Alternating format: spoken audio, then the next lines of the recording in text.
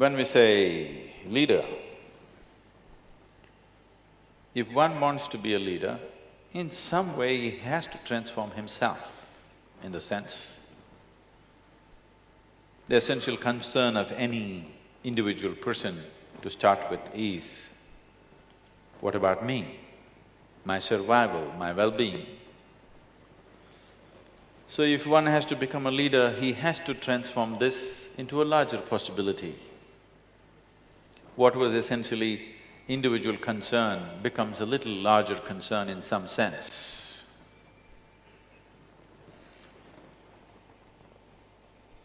What is being looked forward to from a leader is, he should be able to see things that other people are not able to see. He need not be a superhuman being, he need not know everything. Most leaders don't know much, but they're able to see certain things that other people are missing, and they're able to put together to a common purpose. They're able to put people together for a certain common purpose that makes them leaders. Once you're in the position of leadership,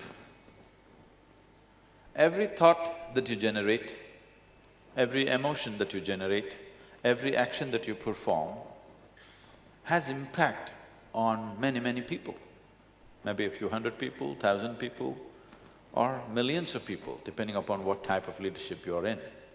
So every thought, every emotion, every action of a leader has an impact on many, many lives. When this is so, it is extremely important that one who wishes to be a leader in some way focuses upon how he is within himself too, not just about how he performs in the world. Because no human being is doing anything that he is not himself in some way. So enhancing this being the way he is, evolving this being the way he is, transforming this being the way he is a very important part of leadership. Learning the tricks of management, learning the tricks of manipulating or inspiring people is another thing.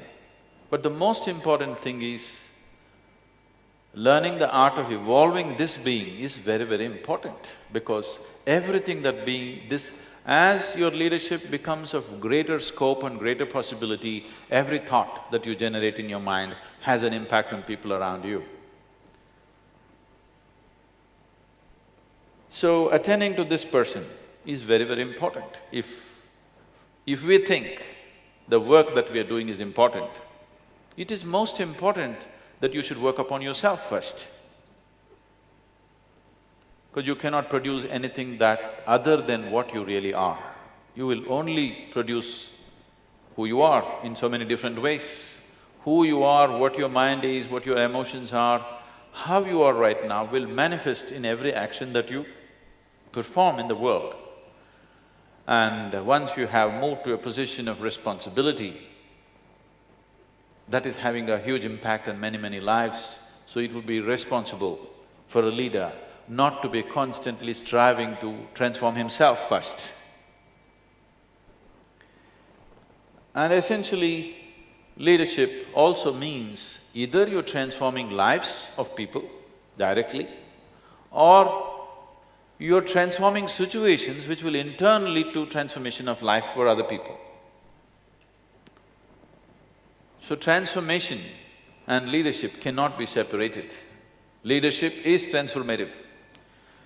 But I know we have gotten used to live in leadership of stagnation, but that's not leadership, because some people become leaders in moments of strife, when there's large-scale injustice. Suddenly a human being starts thinking beyond his own well-being. His involvement becomes beyond his own personal needs, and he tends to become a leader sometimes. Or sometimes individual ambitions will propel someone to become a leader.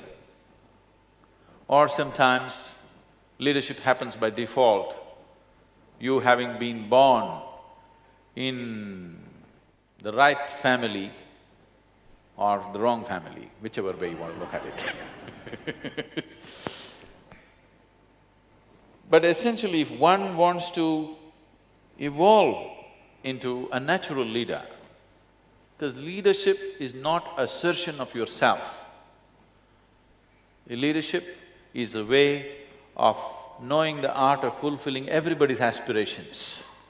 Leadership is the art of making people understand essentially, deep down, all our aspirations are same. Whether you are leading a company or a community or a city or a country, essentially it is about making people realize somewhere deep down all our aspirations are same. The first time I was at the economic forum, people looked at me very resentfully. They said, "What is a mystic doing at an economic conference?" So I thought, let me speak their own language. So I asked, "What do you do? What's your business?" This person said, "Well, I'm working for Lenovo. We are the second largest computer manufacturers and we do this. I said, "See, you're doing computers." I pointed out one man who was a General Motors person, and I said, "See, he's making cars. Somebody there is making safety pin." It doesn't matter whether you're making computer, car, safety pin or spacecraft, what is the fundamental business? He said, "What? My business is computer." I said, "Your business is not computer. The fundamental business is human well-being, isn't it? That's the reason why you're making you might have forgotten why you're making a computer. Essentially, you're manufacturing computer to make human life better, isn't it? Somebody is manufacturing a safety pin to make human life better. So essential business is human well-being and that's my business too. So that's why I'm here." Everybody's business is human well-being. It is just that it is only the scale and scope which is different from person to person. One person thinks human well-being means just my well-being, my individual well-being is human well-being, I don't care what happens to somebody. For another person, human well-being means him and his family. For another person, human well-being means him and his community. For another person, it's him and his country. For another person, it's the whole world. Only in scale, human beings can be different.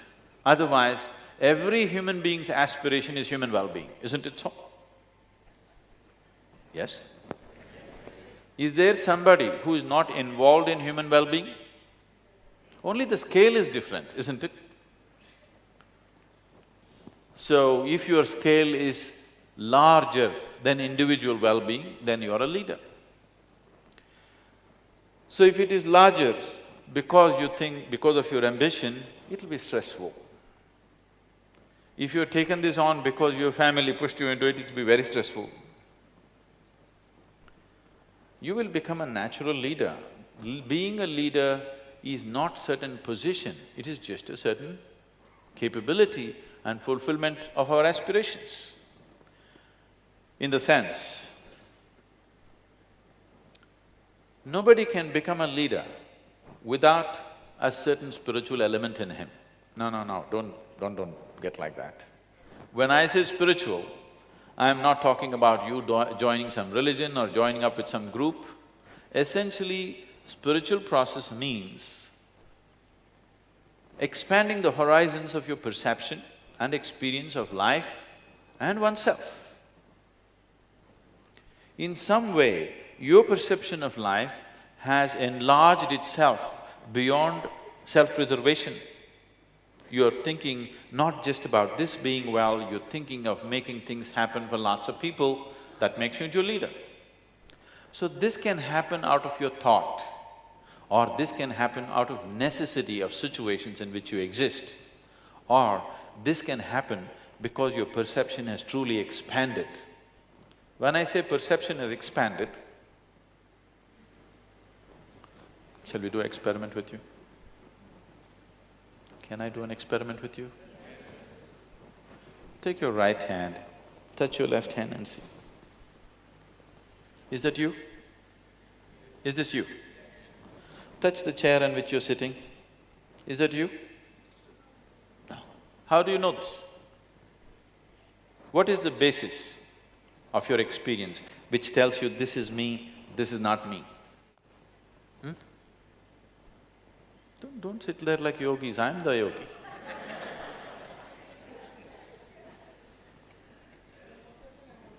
I'm sorry? No, no, no. What is it that tells you this is me and this is not me?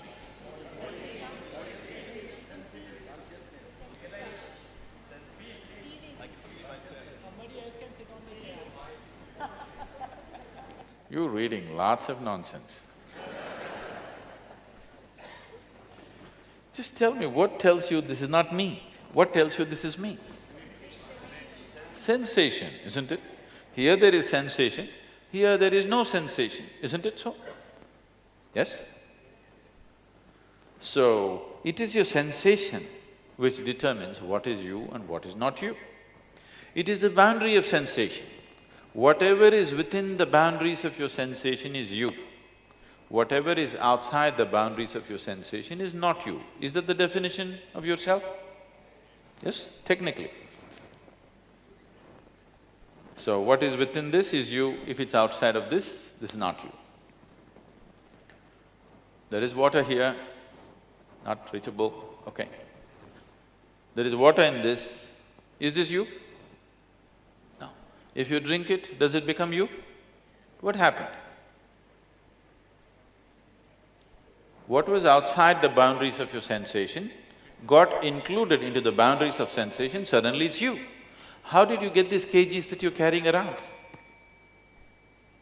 Were you born like this? What you call as myself right now was all over the planet, isn't it so? Are you eating only Marathi food or are you eating… No, I'm just saying, it's all over Maharashtra or all over the planet. I don't know where all you picked up the stuff. So what you call as myself was a piece of earth at one time. Now you go about, this is me. What has happened? You just took a piece of earth and included it into the boundaries of your sensation. Now this is you. Now do I have to tell you, please take care of your little finger, this should be taken care of, don't harm it, don't cut it, don't bite it off. Should I have to tell you? No. So now, your boundaries of sensation are not fixed. Have you at any time been so joyful, so exuberantly joyful that tears came to you? So if you've been that joyful, at that moment if you take your hands and keep it 8–9 inches over your body, right here you will feel sensations. Have you noticed this ever? You do one thing, you just do like this and hold it 3–4 inches away, do you notice sensations? Yes? If you become very happy, just try this, there'll be a transaction between these two hands. This will happen to you. Did you ever hold somebody's hand and sit and you were in love? Just holding hands felt like two people have become one, isn't it? This is because only if you're feeling exuberant, otherwise holding hands is a dirty thing, it sweats and it's irritating and everything. Only if you are feeling very exuberant, now it's good because the sensation, the boundaries of sensation have expanded. Sensory body has an existence of its own. Today medically they can prove this to you. If you have not had these kind of fabulous experiences, then we'll have to do something horrible to you. Suppose we chop off your leg. Even if your physical leg is gone, the sensory leg will be still in place for a certain period of time, you know this. It's a medical fact today. So sensory body has a presence of its own beyond the physical body, and this sensory body expands when your life energies are exuberant and contracts when your life energies are depressed or suppressed. This could have happened to you, you are very worried and depressed about something, somebody comes and taps you on the shoulder, you can't feel it. Have you noticed this? Have you noticed this? Because when you are in a depressed state, your sensory body contracts. When you're in an exuberant state, it expands. If you consciously crank up your life energies to a certain level of exuberance, if you sit here, suppose your sensory body became as large as this hall, now you would experience all this as a part of yourself. If you experience these people as you experience the five fingers of your hand, because what is within these five fingers was also outside some time ago, isn't it? Yes? This is slowly you accumulated into the boundaries of sensation. It was outside and you included into the boundaries of sensation, now you experience this as myself. Suppose you stretched your boundary of sensation to this whole hall, after that, do I have to tell you, be good to this person, don't harm that person, don't kill that person? Do I have to teach you morality? Would you naturally do what best you can do for all this life around you? Then you are a natural leader. That's what a leader is supposed to be. Either you are manipulating yourself into your leader, which is very stressful, or because you experience everything as yourself, you do the best you can do according to your capability. Each individual can function only to the limits of his capability, isn't it? And your capabilities are at their best. This can be… there is substantial medical evidence and scientific evidence for this. Your body and your brain will function at its best only when you're exuberant, when you're joyful, when you're ecstatic. Your whole system functions at its best. Have you noticed this yourself? Haven't you noticed this experientially? When you're peaceful and joyful, is your body and brain functioning at its best? A man went to the neurologist and asked him, "Doctor, how long can a man live without a brain?" The neurologist looked at him and asked, "How old are you?"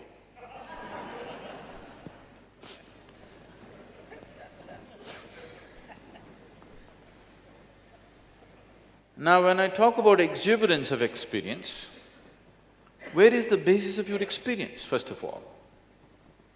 Can you see me at least? Those of you not talking to me, can you see me? Yes. Tell me, where am I? You can't tell me, okay, you're not on talking terms. Can you show me where I am? Please use your hands. Where am I? Oh, you got it totally wrong. Although you're completely off the mark. You know, I'm a mystic.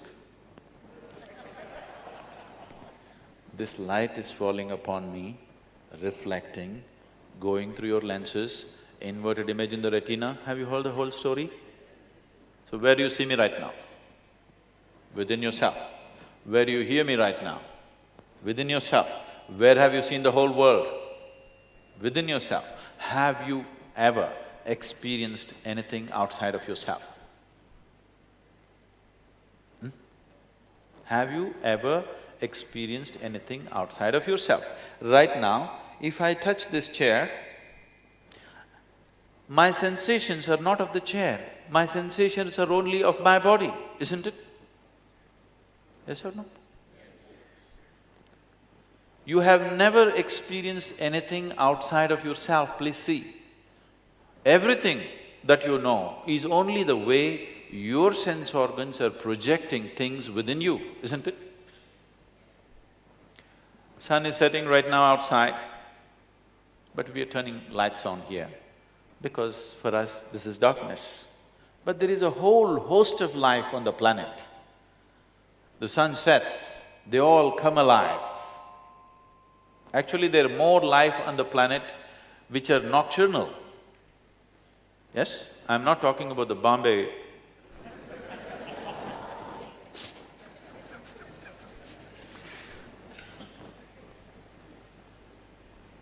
There is more life on the planet which comes alive in the night than in the day.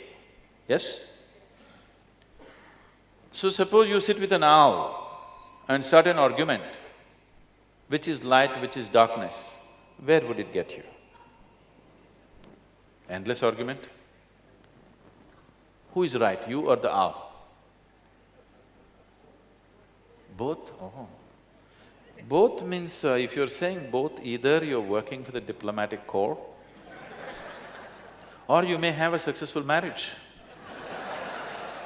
In these two areas, you must learn to say both to everything. Otherwise, you can't survive these two things. I'm asking which is light, what you see is light or what the owl sees is light. See, both of us may be wrong.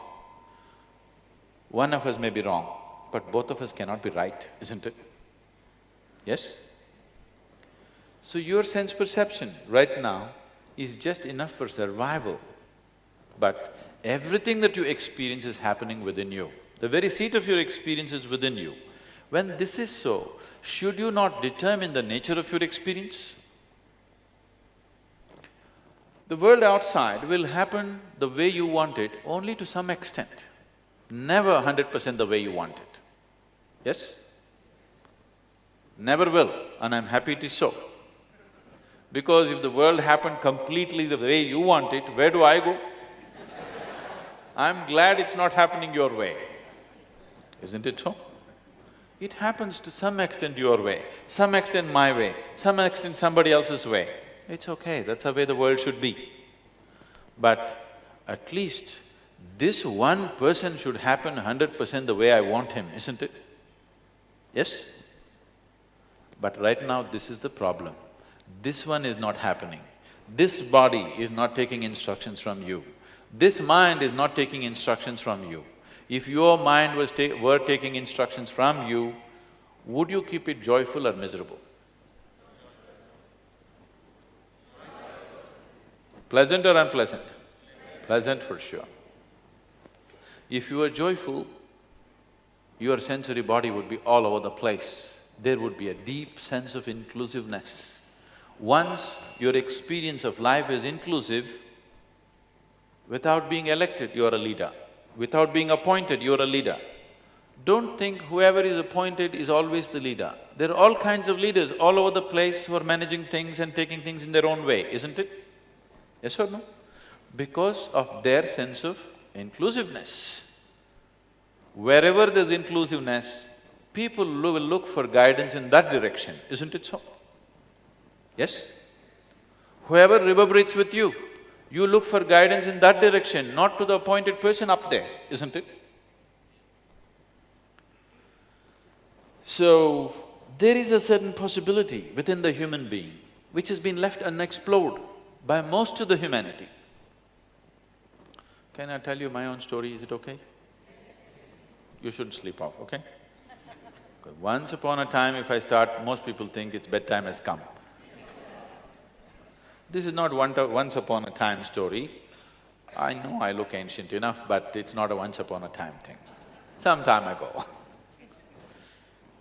When I was just 3-4 years of age, one thing that I realized was that I did not know anything. I was so utterly, absolutely ignorant about everything.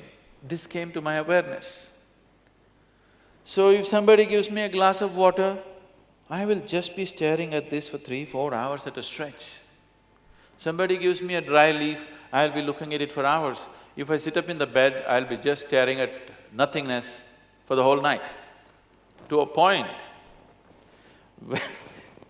where my father, who happens to be a physician, started thinking I need psychiatric evaluation. He got really worried. This boy just stares without blinking his eyes. Something wrong with him. I'm like this. I'm looking at something because I don't know anything, I have to pay attention to every small thing. Everybody around me going about blissfully, they know everything. I'm asking you, even today, do you really know what this water is? Do you really know? I'm asking. Are you just, oh, water, H2O? Do you know what is H? Hydrogen. Do you know what's damn hydrogen? Atom, this much. Do you know what that is? We have still not deciphered a single atom in the existence. Yes or no? Yes? With all the scientific exploration, we still do not know the nature of a single subatomic particle in the existence yet. Yes, is that a fact? So I'm just staring at everything like this, and people think I need psychiatric evaluation. And they send me to school. I didn't go there too often. I went whenever it was necessary. And I go and somebody's talking, the teachers, I'm just staring at them. Initially I hear the words and understand the meaning. After some time I realized, they're only making noises. It is me who is making up the meanings. See, right now, I'm making only noises. You assume you know English language and you are making up the meanings, isn't it? If you do not know English language, I'm just making noises, haven't I? So I stopped making meanings. Just started looking at the teachers, suddenly it was very amusing. Then with a big grin on my face, I'm staring at them, which was very irritating for the teachers. I'm staring without blinking because I'm absorbing all the sounds but without meanings. Don't do that to me now, okay? Then as I stared and stared, see, as I paid more and more attention to everything, everything around me started transforming itself, changing itself in such a dramatic way. After some time, I was not even hearing the sound, I was just seeing people doing acts. And as I paid attention, I found that even this human form just evaporated from my vision and I would see hazy, ghost-like figures going all over the place. And I'm completely amused with a big grin on my face, I'm like this. People think I'm going nuts. So I'm looking at the teacher, I know him through and through, but I don't know what the hell he's talking about. One day this happened, I remember this situation very well because about 4 months ago, this school invited me to speak at their alumni meeting. I said, please, not me, because I was not just not a good student, I was not even a student. Why do you want me? They said, no, we want you. I said, why? They said, our school has produced scientists, our school has produced great managers, our school has produced test cricketers, but you are the only mystic, so you have to come. So I went there for this alumni meeting and all the buildings are same and all my memories came back to me. And I thought, see, this classroom, in this classroom a certain situation happened which changed my life in many ways. On that particular day, this teacher was talking about something, whatever, and as usual I was staring, looking through him, not listening to what he's saying. And he's trying to get some response from me, asking me all kinds of things, provoking me, but I'm fully attentive, I'm not ignoring him. I'm paying more attention than anybody has ever paid him in his life. I'm paying that kind of attention to him. But I cannot hear what he is saying. Then after trying this for more than 30–40 minutes, he said, you must either be divine or you must be the devil. I think you are the latter. So I did not feel insulted or abused. This set off a whole host of questions within me. Am I the divine? Am I the devil? Am I human? Am I alien? What the hell am I? Because anyway I did not know. So this set off a completely different line of thought within me, endless amount. What the hell am I? What is the nature of this? And one day I happened to be eating something, I was into my adolescence at that time. I just ate a morsel of food. I knew this intellectually, I have studied a little bit of science and whatever by then, but suddenly this food exploded within me. See, you eat something, you eat a piece of bread or rice or let's say a banana.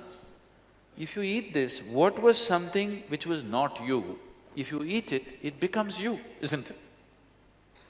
Yes? All this stuff was not you some time ago. This is not you right now. But if you put it inside, it actually becomes you. It is not an idea. It is a living experience that it becomes you, isn't it? So when I ate and I closed my eyes, it just exploded within me, this food, that it is actually becoming a part of me. Something which was on my plate, which was not me, is actually becoming me. It's a phenomena beyond explanation. It is a phenomena beyond logical understanding. It is the greatest thing that's happening, that you can convert a banana into a human being. It's not a simple thing. You can make a piece of bread into a human being, not a simple thing, isn't it? So suddenly I realized, There is an innate intelligence and capability here which can make a piece of bread into a human being. When I say human being as a mechanism, if you look at it, this is the most sophisticated mechanism on the planet, isn't it? Most complex and most sophisticated, highest level of electronics, mechanics, electricals, everything, isn't it so? Yes or no? Have you seen a better machine than this? Just a piece of bread, within a few hours, becomes such a phenomenal machine. So suddenly, I shifted my life from staring to sitting with my eyes closed. I was staring hours on end. Now I sat with my eyes closed, some days for hours, sometimes for days. Now suddenly people around me, people who were thinking that I need psychiatric evaluation, they started thinking, oh, he's a yogi. See? But I was still doing the same thing. Instead of staring at somebody, I was staring at myself. I was not doing anything different, I was still paying attention, that's all I was doing. All the time I was paying attention, it is just I changed the direction of paying attention and suddenly from a nutcase to a yogi. Now there is this intrinsic intelligence and capability in every being right here, isn't it? Yes? If you could only access, the very source of creation is right here. If you could only touch it, you would be phenomenally capable, isn't it? You don't have to learn leadership somewhere. You will be a natural leader because the very source of creation, that which makes life is here within you, trapped, he cannot get away. Please look at this.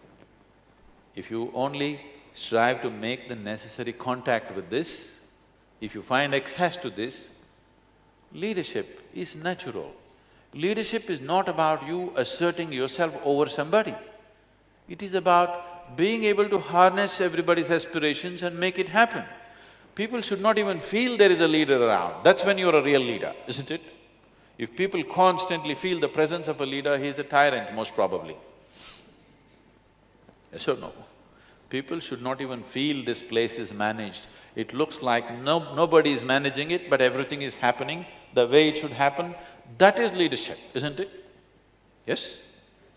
See, right now, the nature of creation is such that we can argue there is no creator because it's so perfect. If every day it was breaking down, then we would every day know and curse the one who creates this. Because creation is happening in such perfection, we can forget about the source of creation, isn't it? That's true management, isn't it so? That nobody feels the presence of the manager, nobody feels the presence of the leader, but everything is in place. That is when you're a great leader. And that will only happen only when there's a deep sense of inclusiveness of everything around you. Inclusiveness not as an idea, but inclusiveness as an experience. Oh, is such a thing possible? Well, once again, modern science is telling you, if you sit here right now, this moment, as you're sitting here right now, every subatomic particle in your body right now is in constant transaction with the rest of the cosmos. This is a reality that's happening. So the only problem is you're not experiencing that reality. If you're experiencing that reality, there would be a deep sense of inclusiveness. When there is inclusiveness, when you feel everything as myself, nobody has to teach you integrity, nobody has to teach you morality, nobody has to teach you what's right and wrong. Nobody has to teach you what's right and wrong towards yourself, isn't it? Only with reference to the other there is a problem. So spiritual process means you have eliminated the other. There is no other for you in this world, there's only you. When there's only you, there's absolutely no problem. You'll do the best that you can do and that's all there is with life. That's all there is with life, isn't it? Have you fully expended yourself? Everything that you are, has it been used or not? Whether you can perform like somebody else or not is not the question. The question is, have you used this being fully for whatever it is? And that will only happen if your experience of life is constantly pleasant. I will tell you this, there is medical evidence to prove this today. If you maintain 24 hours of utter pleasantness, before that let me ask you a question. Unfortunately, almost the whole population on the planet will come with a negative answer. How many of you have had one day in your life, that is one 24-hour segment in your life, where you spent 24 hours without a moment of irritation, agitation, anxiety, unhappiness, anger, nothing? You went through 24 hours blissfully. Very few people can say yes to this, unfortunately. See, if one day did not happen the way you want it, that's different. If not even one day happened the way you want it, you are not in the position of leadership, even with this one, isn't it? Yes? Even 24 hours in these many years, if it did not happen exactly the way you want it, obviously you are not in control. You are happening by accident.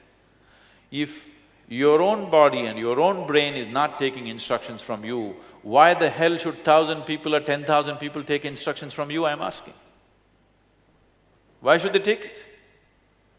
Now, being a leader is going to be phenomenally stressful because you are trying to manipulate situations to make them happen. You do this much to yourself, that your mind and your body will do what you want it to do. You will see, suddenly working with the world is such an effortless process. Because once your mind is taking instructions from you, there is no such thing as unpleasantness within you. There is no such thing as stress within you. There is no such thing as anxiety within you. Yes? You're anxious, you're stressful, not because your job is stressful, simply because you do not know how to manage your systems, isn't it? Yes? You do not know how to manage the human system, that is the whole problem. Now, if there is one thing, Sadhguru, tell us one thing that will make me into a good leader. Shall I tell you a story? I'll tell you a donkey story. There was an old farmer who had an old ass or a donkey with him. One day this ass, being an ass, it went and fell into an open well. And this well was dry, no water, 30 feet deep. He's unable to climb up, so he's crying piteously. So the farmer went and looked. This is an old donkey on the verge of retirement. A retired ass nobody wants. A working ass, all right, they'll bear with it. Retired ass, who wants? He thought, this whole effort of pulling this ass up and the expense of pulling it up, not worth it. Well is dry, no good well, no good ass. So he called his neighbors and said, let's fill up the well. 2 jobs in one shot. You have closed the unused well and you have buried the retired donkey. So they all started shoveling in earth, wanting to bury this ass alive. So you have no value for a retired ass, but ass doesn't think so. So it started crying piteously, looking for some compassion somewhere, but all of them ruthlessly shoveling earth. After some time, this ass started doing something. Every time a shovelful of earth fell on its back, it shook it off and took an upward step. People looked at it in amazement, wow, what a smart ass. This is a really smart ass. And as they shoveled more and more earth, every time he shook it off and took one more step, one more step, one more step, and then he came out. And by now, the old farmer was full of admiration for his great smart ass, and he wanted to hug and fondle the ass. The ass promptly turned around and kicked him in the face. So the moral of the story is,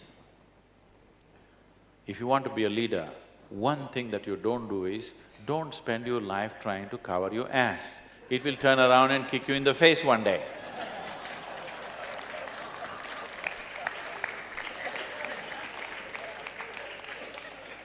Because what people expect you from a leader is that first of all, he is straight.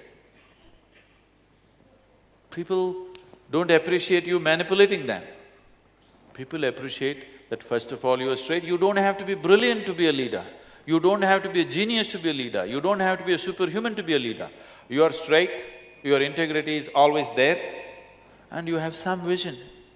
You have some insight into a few things that makes you into a leader. When you are truly inclusive, you'll naturally have an insight about everything. And then you gather people, right kind of people will naturally gather around you when they see a certain level of integrity in you, and things will happen, according to your capability, of course. You can never equate people's capabilities. People come with different capabilities, it's fine. But the question is just this, are you able to use yourself to the fullest extent or no? If you yourself are an issue, so please see, you yourself are an issue on a daily basis. When you are an issue, you cannot handle issues on the outside. So if you make yourself like this, that this is not an issue anymore. Now, you can attend to the outside issues to the best of your capability and your leadership will happen effortlessly without being stressful to you or to anybody for that matter. It's transformative leadership. If you have questions, please. Any kind of question. Sadhguru, why is it that today, in the name of leadership, we see so much of insecurity among leaders? Subordinates who look upon leaders today feel awfully insecure even more. These brilliant people who are assisting the leader, they are like small pieces in the jigsaw. By themselves, they are nothing. There needs to be a fulcrum who holds these people together, otherwise by themselves they can do nothing. If there wasn't a leader, these people could never be harnessed and they would never find expression to their intelligence. Because they may have certain talent, but they don't have leadership. So, somebody is being paid more only not because he's brilliant, because he's able to harness brilliance. Brilliance which cannot be harnessed, what's the use of that? It's a lot of trouble actually. No? Intelligence which is not harnessed is a lot of trouble, isn't it? So a leader may not be the same IQ as the so-called brilliant man, but he is able to manage all these IQs. That's his capability. He gets paid for that. You get paid for your IQ. So anyway, above all, your life, the quality of your life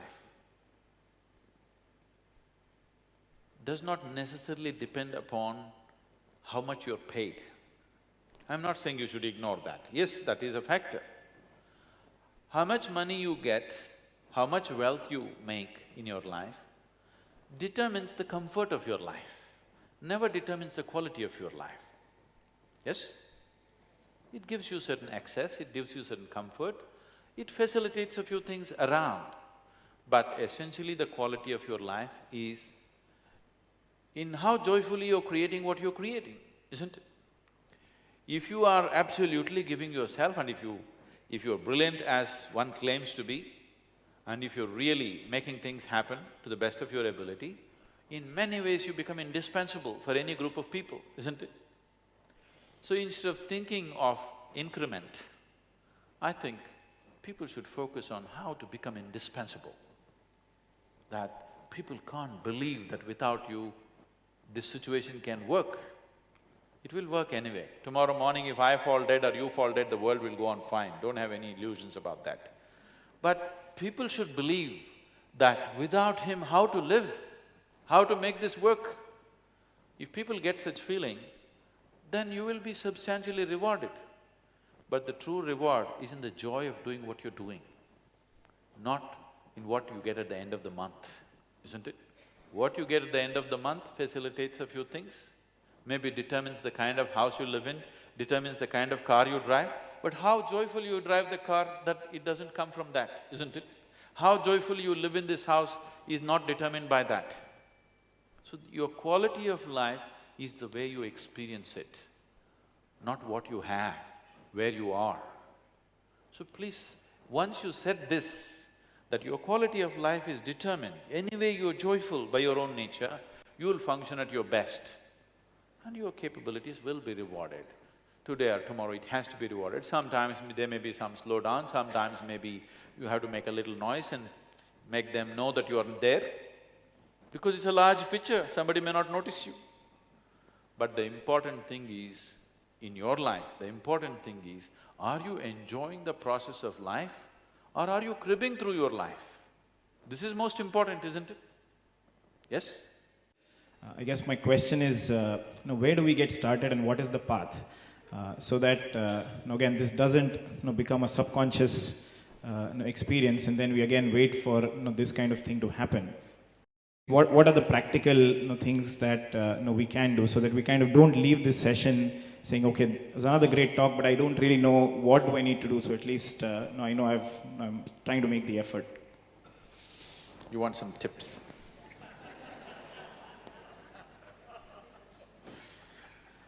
People have given all kinds of tips and they have not worked, isn't it?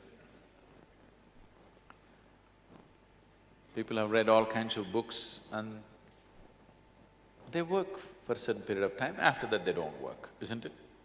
Because you're trying to imbibe inclusiveness from outside. No. Inclusiveness is the nature of life, that's what I said. It is not about you trying to change yourself. It is about realizing the nature of your existence. It is not about changing realities. It is just about realizing the nature of reality. The nature of reality is right now like this. I hate this person, I want to scratch his eyeballs out. But unknowingly, what he exhales, I inhale, what I exhale, he inhales, no problem. Yes? Yes, you're inhaling what your mother-in-law exhales, your enemy exhales, your boss exhales, whether you like it or not, isn't it? Yes or no? What Pakistanis exhale, you're inhaling, what you're exhaling, they're inhaling, depending upon which way the wind is blowing, isn't it? Yes or no? No way, we will not breathe what Pakistanis breathe. You can't help it. So life is inclusive. Only your mind is exclusive. You understand? Mind is made like this because this part of the mind, which is the logical structure of your mind, can only cater to your survival process. For survival, you have to be exclusive, please understand this. Now, I must understand that the food should go here for me to survive, otherwise I'll throw it all over the place in my inclusiveness. Survival, the process of survival cannot function unless the exclusiveness is manifest. So creation is beautifully made that certain aspects of you are absolutely inclusive, certain aspects of you are utterly exclusive, and that's how it should be. So this is not a question of you recreating your life, this is a question of you realizing your life. If you have to realize something, at least first of all you must start paying attention to it, isn't it? You are not paying any attention to life. You are just busy creating your own world in your mind, isn't it? Please see, you are not living your life. Most of the time you are thinking about life, isn't it so? Yes or no? What you call as my life right now is your thought, your emotion, your opinion, your prejudice, this is what you call as life. This is not life, this is just a psychological process. Life is an existential process, isn't it? Is life a reality or is it just a dream? But what's happening in your mind? Is it a reality or is it just a dream? It's just a dream. What happens in your mind is a dream. So if you understand this, you can make your dream any way you want. I'm not saying don't dream, at least you must be having the kind of dreams that you want, isn't it? But you're not having the kind of dreams you want. That is why stress, that is why anxiety, that is why fear, that is why hatred, that is why all forms of unpleasantness, isn't it? If your dream was happening the way you want it, even if your life was not happening the way you want it, if your dream was happening the way you want it, you would be at least joyful. Maybe starved, but still you would be joyful. Maybe fired from your job, still joyful. Yes? Because when you're in the job, you're complaining about the job. If you get fired, you get complaining about the beach. What do people do in Mumbai if they get fired? Do they go to the beach at least? No, they go to the bar. Okay. So, what do I do so that it just doesn't become a thought? First and foremost thing is, when I started this with myself, everything was like a fantastic discovery for me, and I started working towards creating this and making this happen. This whole technology of how to make this happen the way I want it. Then I discovered that I was a fool who was trying to reinvent the wheel. Any number of people for thousands of years have known this, but I thought I arrived at it. For me, it was like that, because for me, I had no spiritual teaching, I had no guidance, I had no nothing. Suddenly this burst upon me and I think this is it. It's the first time, eureka. But after some time I realized thousands of people, millions of people, for thousands of generations have known this. So, there is a whole knowledge about that. It is just that it needs to be approached. If you want to start off on an inner journey, when I say inner journey, I want you to shave it off of all the traditional notions that you have about it. Right now, you understand your experience of life is limited to what's happening within you.